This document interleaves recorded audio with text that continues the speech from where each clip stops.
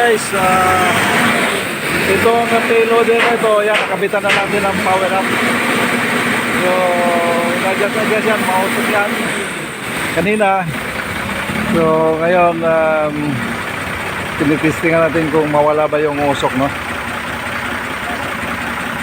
Okay.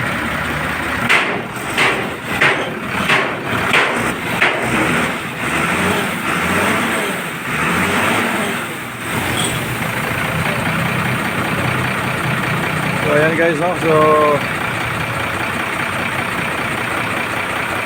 tanongin natin yung driver guys, ha?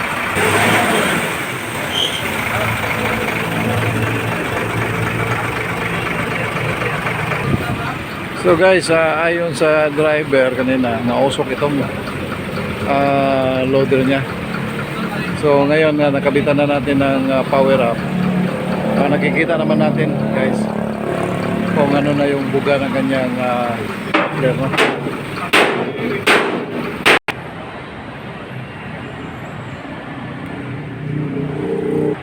So ito yung last na kakabitan natin guys, no? Itong umaatras. So ito pinaandar na natin yung yung Mitsubishi, no?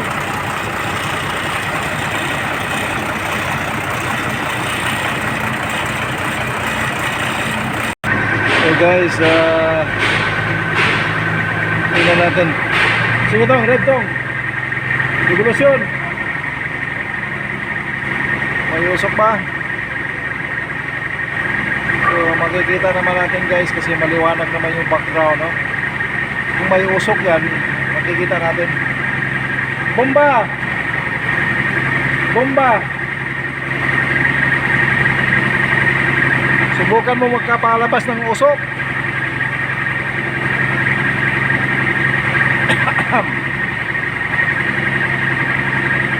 Guys, wala nang makita ng usok guys. Lumang sasakyan guys, pero pag i-revolusyon mo, wala ka nang makikita ng usok. Dahil yan may power up na ito. Kanina, mausok ito guys. So, kahit tanongin pa natin yung driver nito, no? Okay. Ayan. Tinaasa ng revolusyon kung may usok pa. So, ayan, wala tayo makikita guys. Ang background yan ay ano. So, nandun yung banda yung background niya. Wala namang usok eh. Oh. So, okay. Yung green naman yan ang isusunod natin guys, no? So,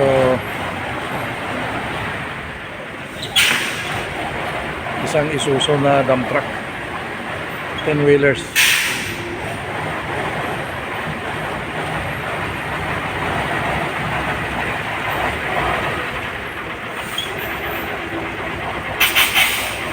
Okay. So ito yung driver natin guys, no? So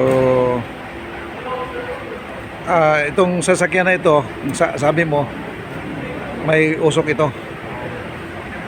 So ngayon sa nakikita natin sa revolution mo doon sa likuran sa may muffler, wala na tayong nakitang usok, no?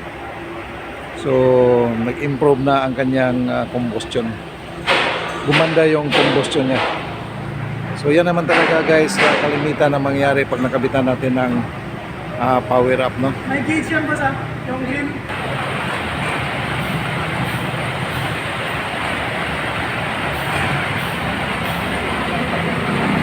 Ito, kakabitan natin to. So itong fork clip, kakabitan na natin ito guys, no? Para lumakas ang power nito, no? Imbis na 1 kilo lang ang kaya nitong buhatin, pag na power up yan, 2 kilo na kaya niya. Ayan guys. So Isuzu pala itong forklift nito guys, ang makina niya, no? So diesel ito. 4 cylinders. Walang turbo ito. Ordinary lang ito. So kailangan talaga ng isang forklift, lalo na pag nasa loob ng bodega. Walang usok yan para hindi nyo malanghap yung usok, no? So para mawala yung amoy ng usok niya at saka yung usok mismo na maitim, lagyan na natin ng power up.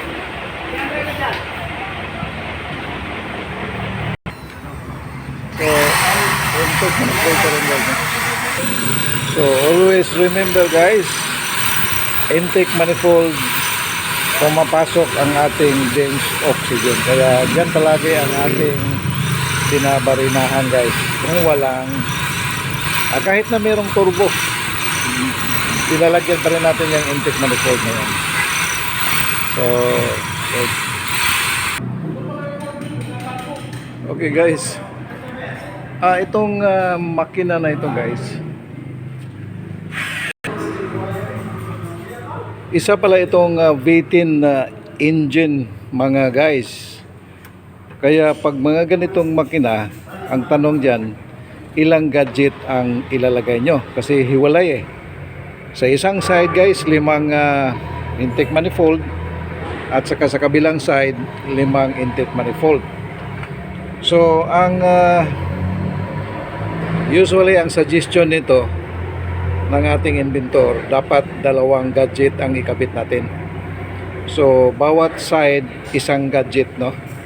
So dahil V10 ito at V-type ang engine, makina, hiwalay siya, no?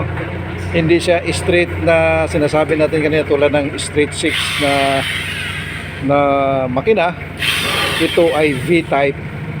So hiwalay ang 2 intake manifold, kaya 2 gadget yun ang gagamitin natin. So okay, so yan ang tandaan natin guys, no? Para talagang effective ang pagpasok ng ating dense oxygen, no? So dahil yung side na yan ay may 5 intake manifold, 5 butas rin ang gagawin natin dyan. Okay.